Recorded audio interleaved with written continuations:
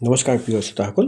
ধাৰাবাহিক উপন্যাস পাঠ অনুষ্ঠানত এইবাৰ আমি পাঠ কৰিব লৈছোঁ অসমীয়া সাহিত্যৰ এখন ধুনীয়া উপন্যাস ভৱানী পেগু বাইদেউৰ মধুলগন।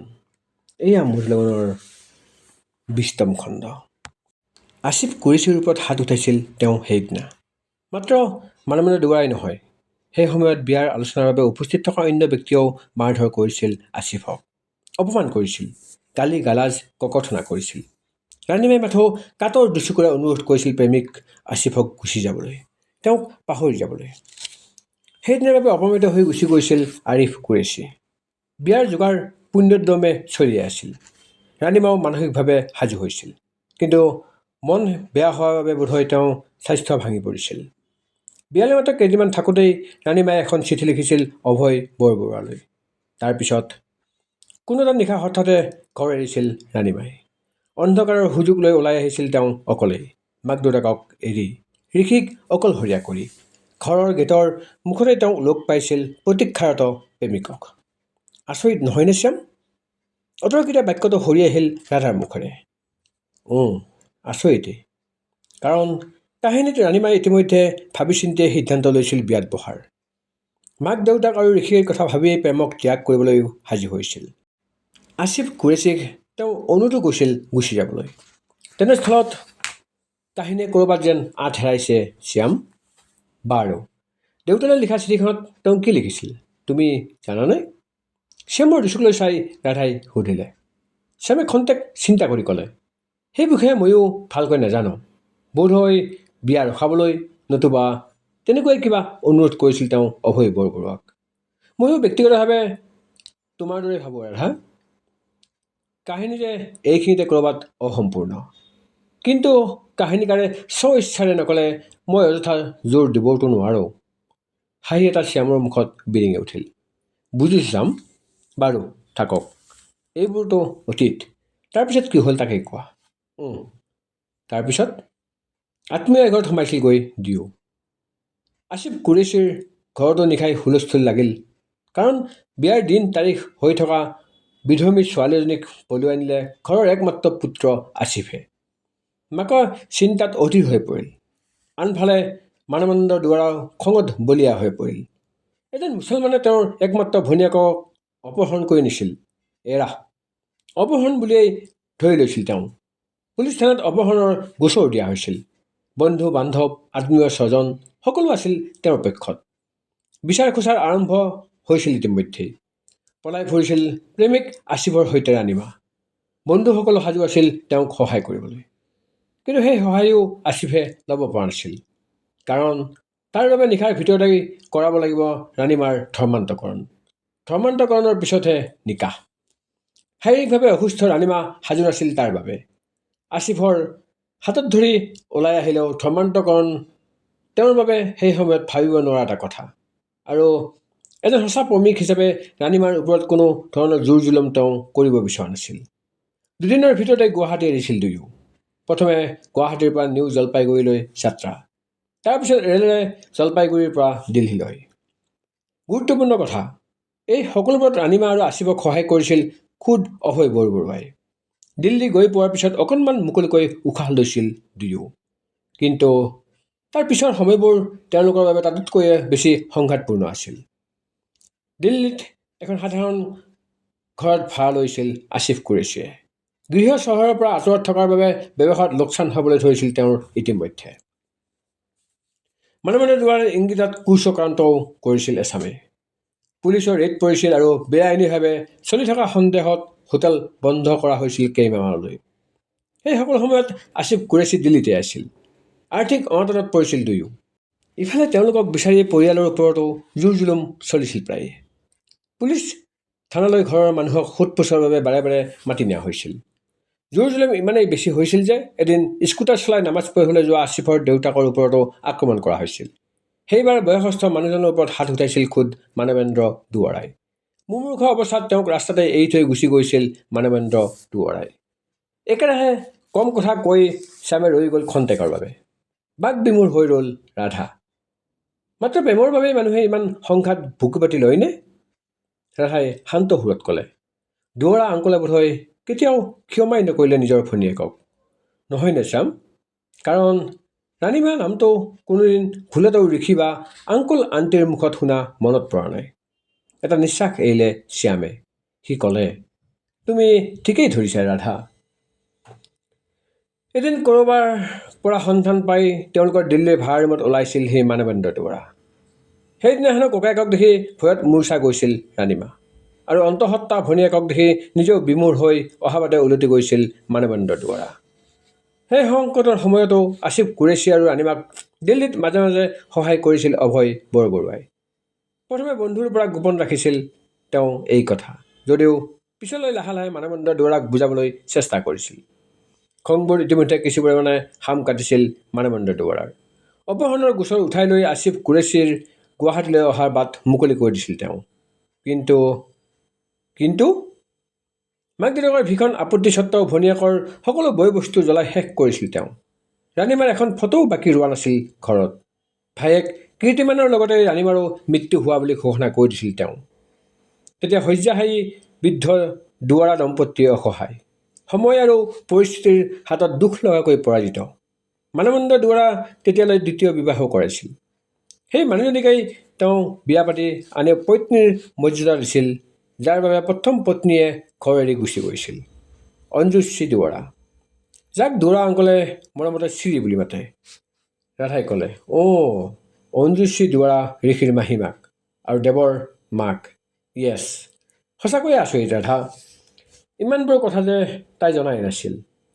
ঋষি আৰু দেৱ যে একে মাকৰ সন্তান নহয়, সেই কথা তাইৰ সপোনৰো অগোচৰ আছিল।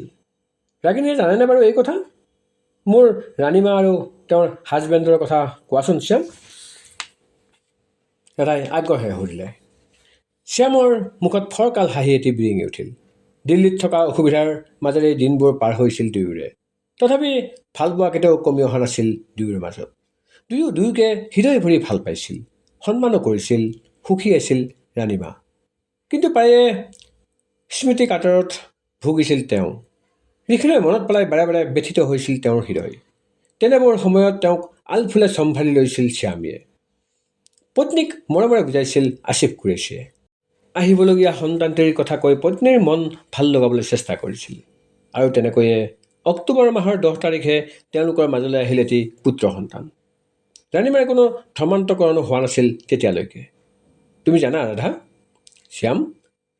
ৰাধাৰ কণ্ঠত আশ্চৰ্য মিশ্ৰিত এটা ফূৰ্তিৰ ভাৱ। কি হ'ল ৰাধা? আয়ত গভীৰ চকুজুৰি কুচাই দিয়ে শ্যামে। ৰাধাৰ দুগাল তেতিয়া অকাৰণত ৰঙা পৰিছে। তাই একেই আশ্চৰ্য মিশ্ৰিত সুৰত ক'লে, আজিতো 10 অক্টোবৰ? তাতেই, তেন্তে আজি তোমাৰ জন্মদিন শ্যাম। ৰাধাৰ কথা শুনি এইবাৰ সশব্দে হাঁহিলে। তাৰপিছত শ্যামৰ গহীন দুচকু নিবদ্ধ হ'ল ৰাধাৰ বনৰীয়া চকুজুৰিত।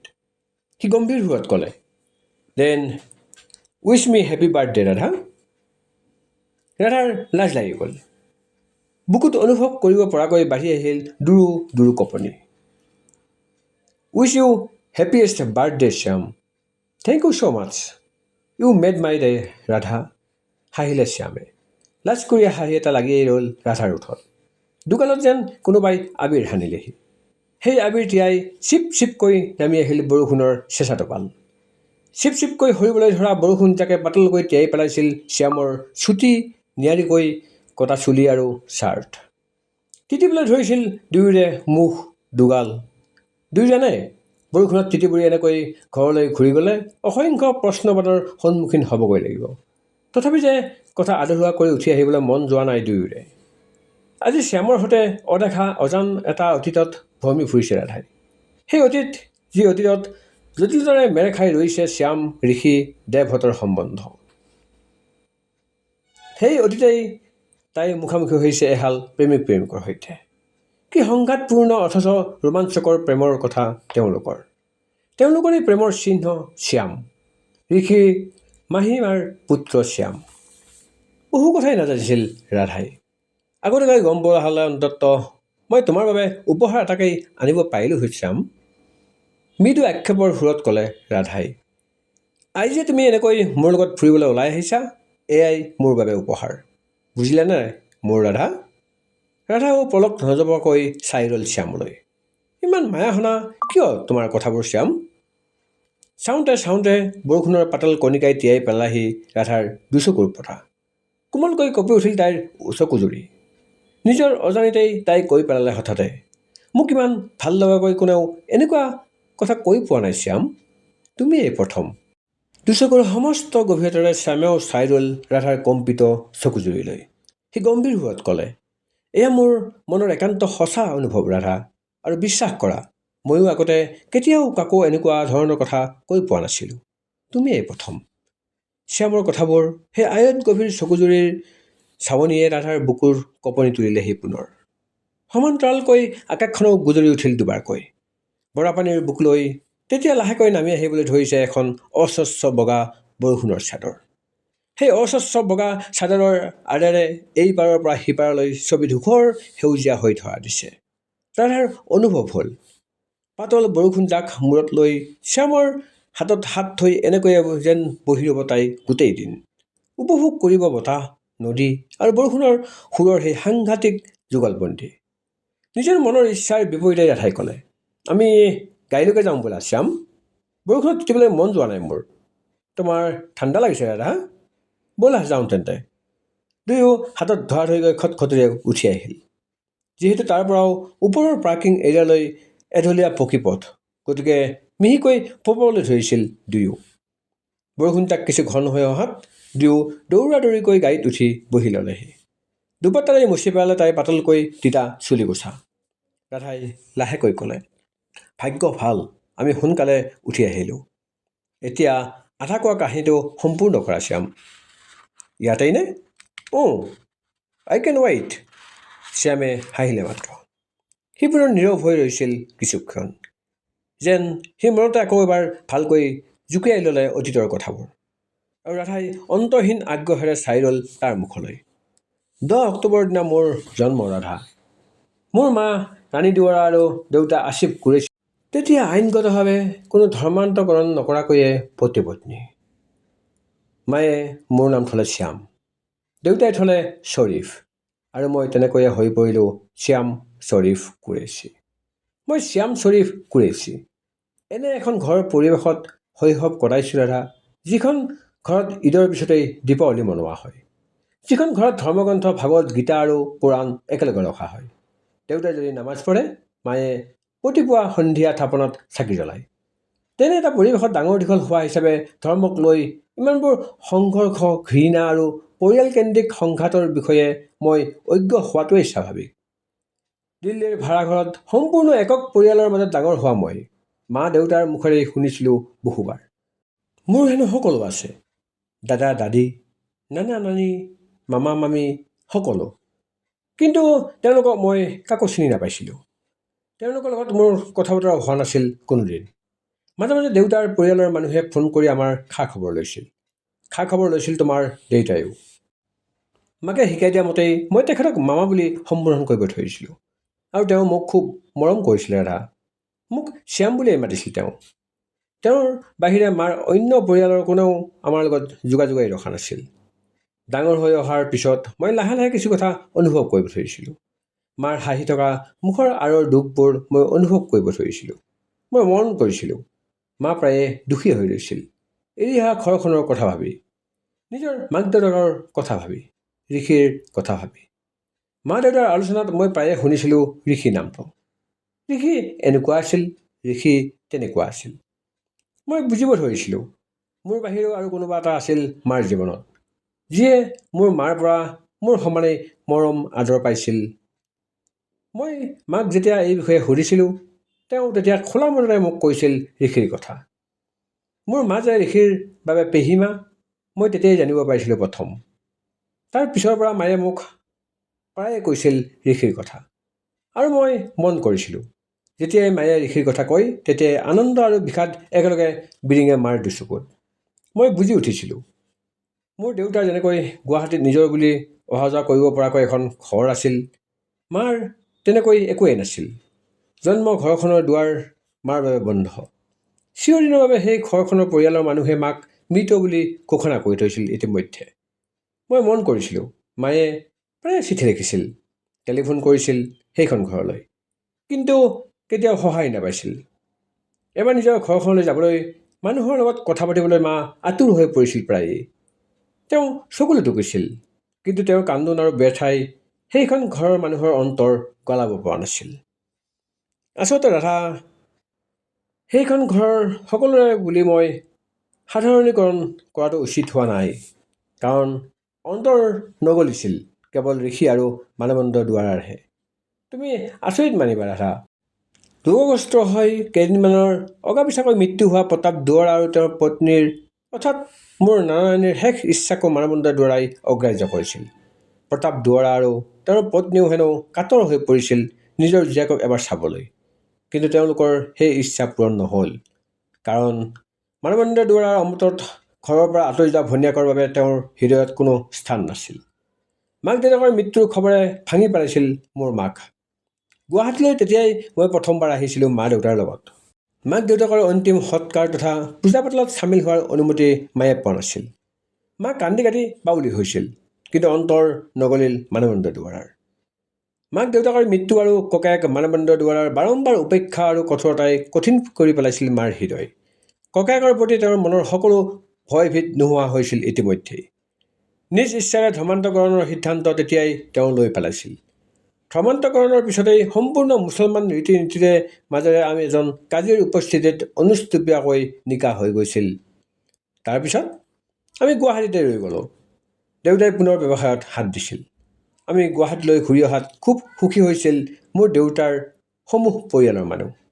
কিন্তু মানৱন্ত দুৱাৰা? ধৰ্মান্তকৰণৰ খবৰ পাইছিল নে দুৱাৰা অংকলে? ৰাধাই মাজতে সুধিলে। পাইছিল তেওঁ খবৰ। তেওঁ মুকলিকৈ সকলোৰে আগত মোৰ দেউতাক নিন্দা অপমানো কৰিছিল বহুবাৰ। তাতোকৈ ডাঙৰ কথা, নিজৰ জীৱনকালত আৰ্জন কৰা সম্পত্তিৰ আধা অংশ মোৰ নাৰায়ণীয়ে মোৰ মাৰ নামত এৰি থৈ গৈছিল। এই কথাত ক্ষুব্ধ হৈছিল মানৱন্ত দুৱাৰা। তেওঁ দেউতাক ব্যক্তিগতভাৱে আৰু ব্যৱসায়িক দিশৰ পৰাও ধ্বংস কৰিবলৈ চেষ্টা কৰিছিল। একেবাৰেই নহয়, বহুবাৰ।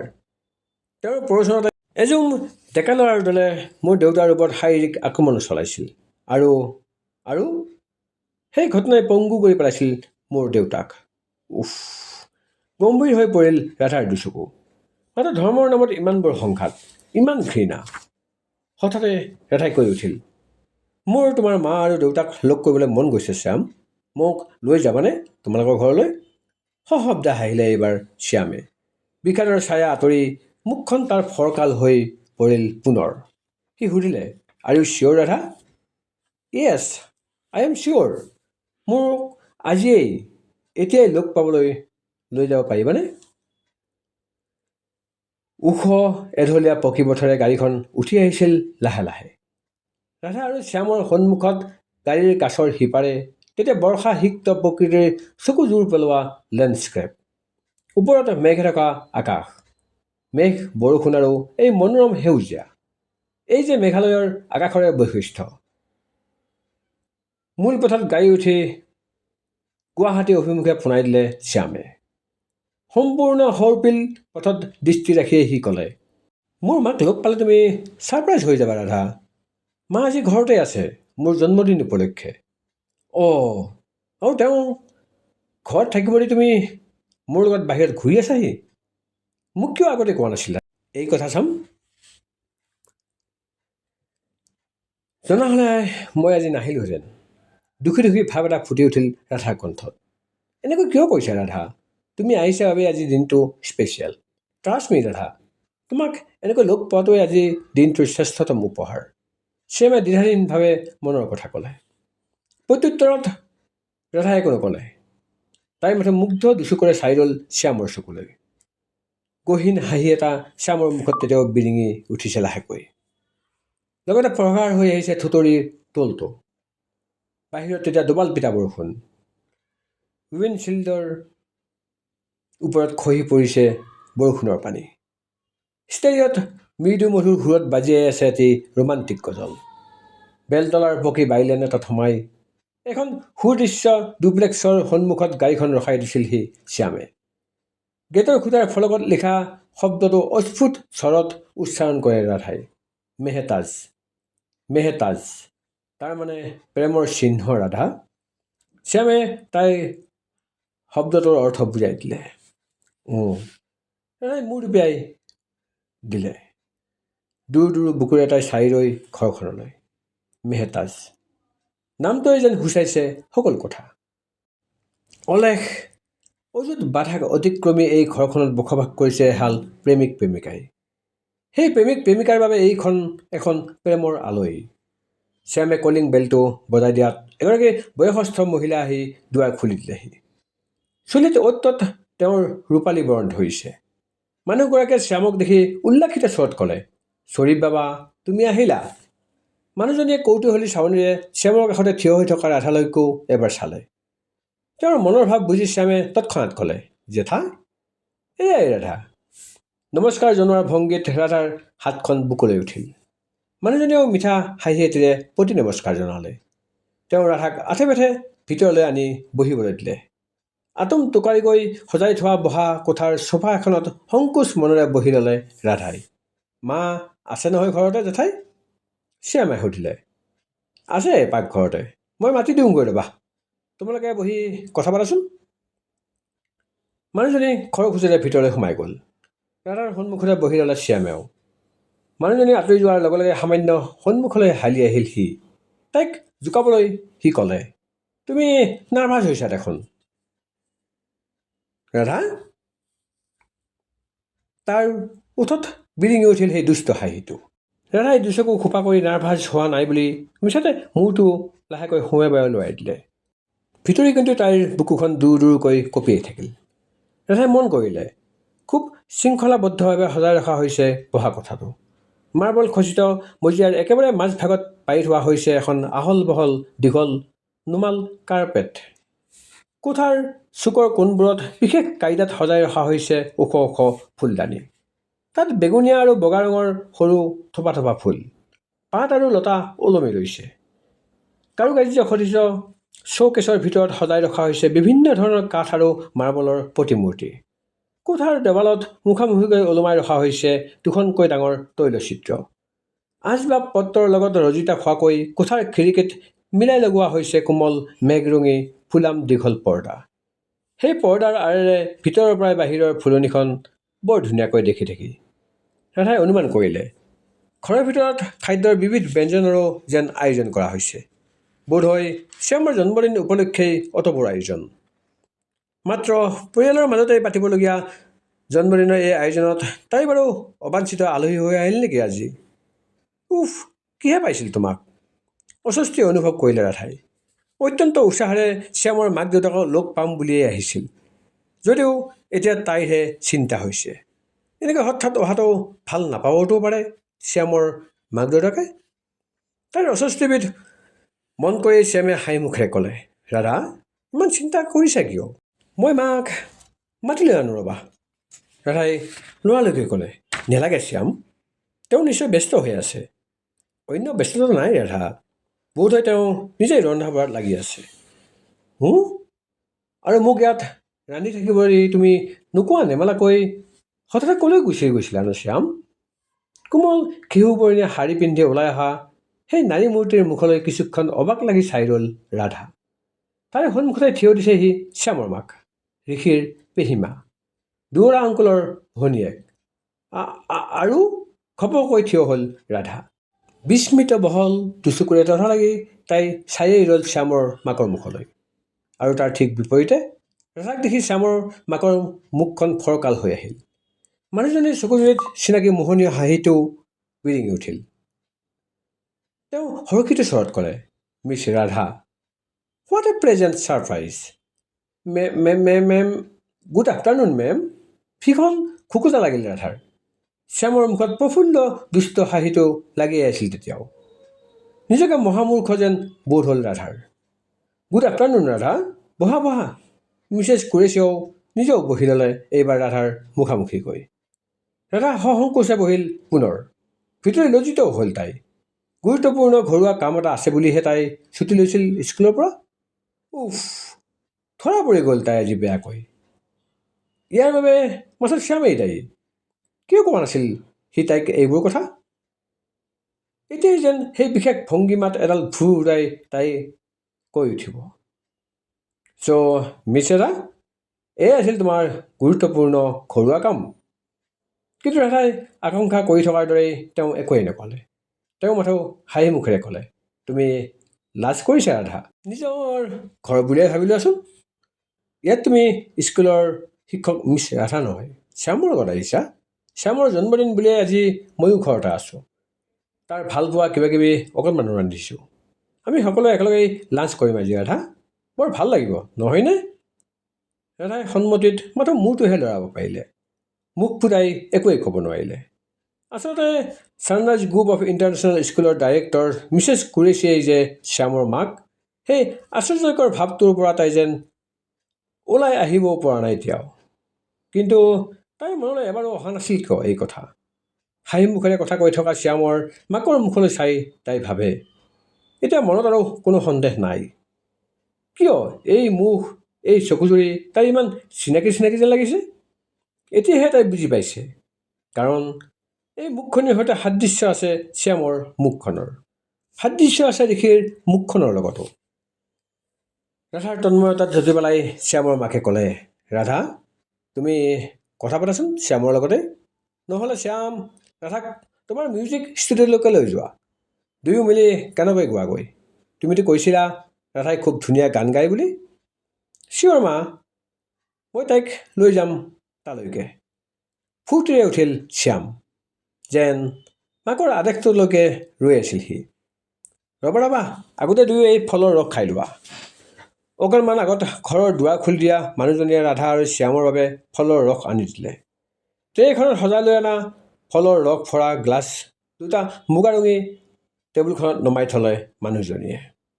তেওঁলোক আঁতৰি যোৱাৰ পিছত ফলৰ ৰস ভৰা গ্লাছত ওত থৈ ৰাধাই খঙেৰে চালে শ্যামলৈ। সি কিয় লুকুৱাইছিল তাইৰ পৰা ইমান ডাঙৰ কথা?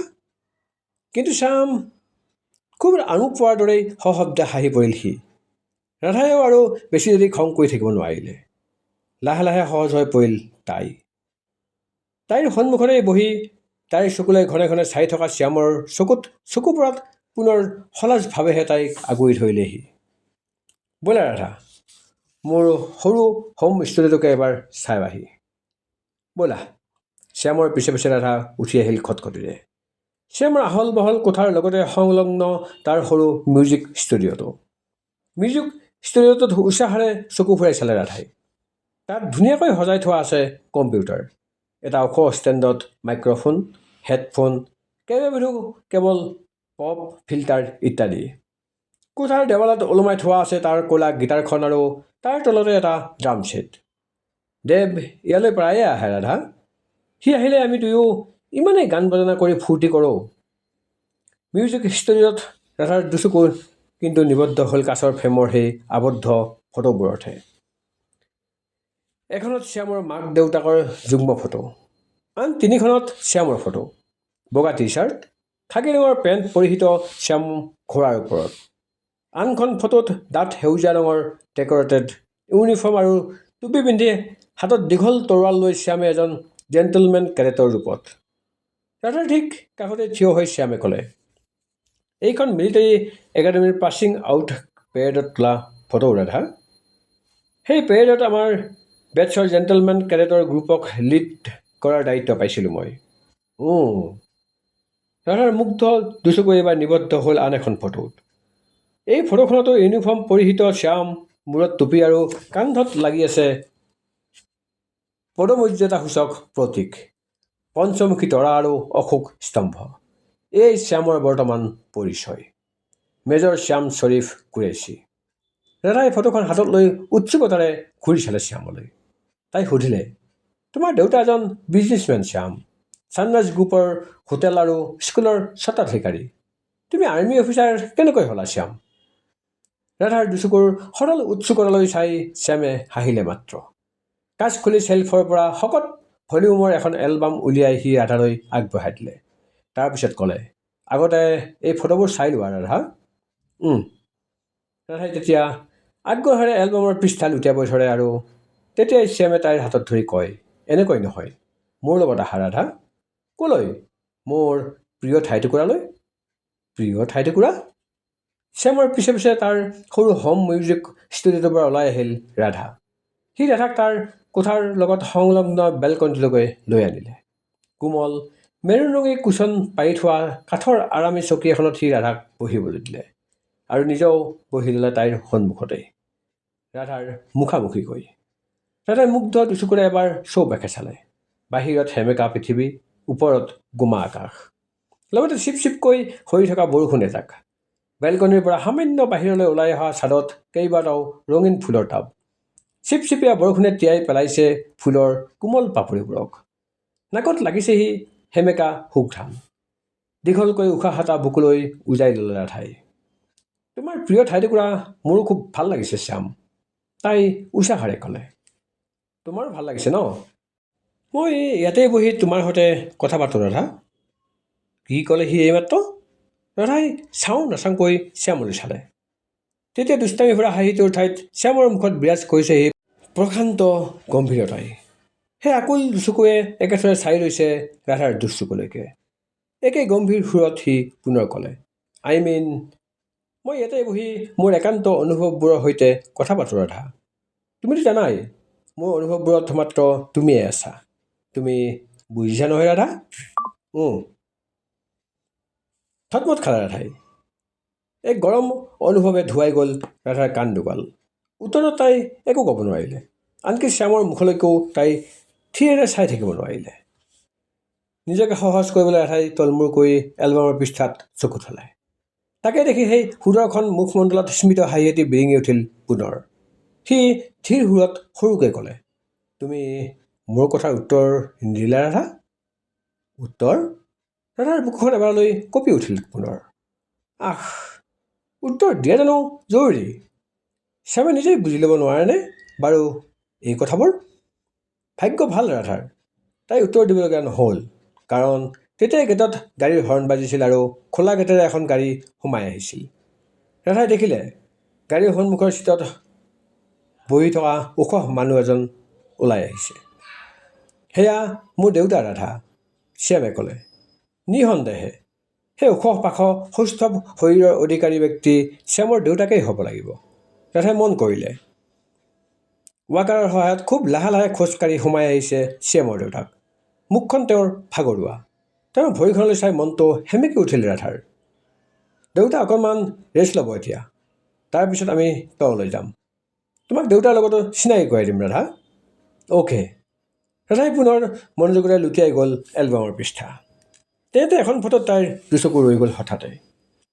ফটোখনত মিলিটাৰী একাডেমীৰ পাছিং আউট পেৰেডৰ চেৰিমনিয়েল ইউনিফৰ্ম পৰিহিত শ্যামৰ কান্ধত থৈছে তাইৰ দেউতাকে হাত। শ্যামৰ মুখত বিৰিঙিছে এটি মিচিকীয়া হাঁহি, আৰু তাইৰ দেউতাকৰ মুখতো লাগি ৰৈছে এটা গৌৰৱ ভৰা আনন্দ উজ্জ্বল হাঁহি। দুচকু সজল হৈ আহিল ৰাধাৰ। প্ৰথমবাৰলৈ তাইৰ অনুভৱ হ'ল শ্যাম আৰু তাইৰ দেউতাকৰ মাজৰ ঘনিষ্ঠতা। ৰাধাৰ মুখত প্ৰতিক্ৰিয়া লক্ষ্য কৰিছিল শ্যামে। সি কৈ গ'ল ৰাধাই জানিব খোজা কথাবোৰ। মোৰ দেউতা এজন বিজনেছমেন ৰাধা, কিন্তু বিজনেছৰ প্ৰতি মোৰ কোনো আগ্ৰহ জন্মা নাছিল। এয়া এই কাৰণে হ'ব পাৰে যে দিল্লীত থকা কালত মই দেউতাক বিজনেছত একেবাৰে ডুবি যোৱা দেখিছোঁ। লগতে নিজে লগত থাকি থকা কামবোৰৰ তদাৰকি কৰিব নোৱাৰাৰ বাবে তেওঁ লোকচানৰো সন্মুখীন হৈছিল। তাতে ঋষিৰ দেউতাক মানৱেন্দ্ৰ দুৱৰাটো আছিলেই প্ৰতিটো খোজত বাধা বিঘিনি দিবলৈ, তেওঁক বদনাম কৰিবলৈ। মই তোমাক কৈছোঁৱেই ৰাধা, সেই সময়ত আমাৰ নিজৰ বুলিবলৈ বহুতেই আছিল, কিন্তু মই কাকোৱেই চিনি পোৱা নাছিলোঁ। সেই সময়ত মোৰ বাবে নিজৰ মানুহ বুলিবলৈ আছিল কেৱল তোমাৰ দেউতা, যাক মই মামা বুলি মাতিছিলোঁ। মামা মাজে মাজে আহিছিল আমাৰ ভাড়াঘৰলৈ। দুখত পৰি থকা মোৰ মাক তেওঁৰ ঘৰৰ বতৰা আৰু ঋষিৰ বতৰা দিছিলহি। তেওঁ আমাক লগ কৰিবলৈ আহিলে মই খুব উৎফুল্লিত হৈছিলোঁ ৰাধা। মোক খুব মৰম কৰিছিল তেওঁ। মোক ভাল ভাল কথা কাহিনী কৈ শুনাইছিল। মোৰ পঢ়া শুনাৰ খবৰ লৈছিল। তেওঁৰ ইউনিফৰ্ম, তেওঁৰ ব্যৱহাৰ, তেওঁৰ কথা বাৰ্তা, তেওঁৰ পৰিপাটি পোছাক পিন্ধাৰ ধৰণ আদিয়ে মোক খুব প্ৰভাৱিত কৰিছিল ৰাধা। সঁচা কথা ক'বলৈ গ'লে তেওঁৱেই আছিল সেই ব্যক্তি যি প্ৰথম মোৰ দুচকুত এটা সপোন গুজি দিছিল। তেওঁ প্ৰায়ে কৈছিল মই হেনো খুব এটা ধুনীয়া ল'ৰা, আৰু ডাঙৰ হ'লে ময়ো হেনো খুব ধুনীয়া ডেকা হ'মগৈ। মোৰ নিচিনা সবল ডেকা হেনো আৰ্মি অফিচাৰতহে হোৱা উচিত, যাৰ হাতত ন্যস্ত থাকে মাতৃভূমিৰ সুৰক্ষা। মোৰ মনৰ গভীৰলৈ সোমাই গৈছিল সেই কথা ৰাধা, আৰু তেওঁলোকে ভৱিষ্যতে এজন সুদক্ষ আৰ্মি অফিচাৰ হোৱাৰ বাসনা মই মনতে পুহি ৰাখিছিলোঁ। প্ৰিয় শ্ৰোতাসকল, এয়া আছিল মধুৰ লগনৰ 20তম খণ্ড। ধন্যবাদ।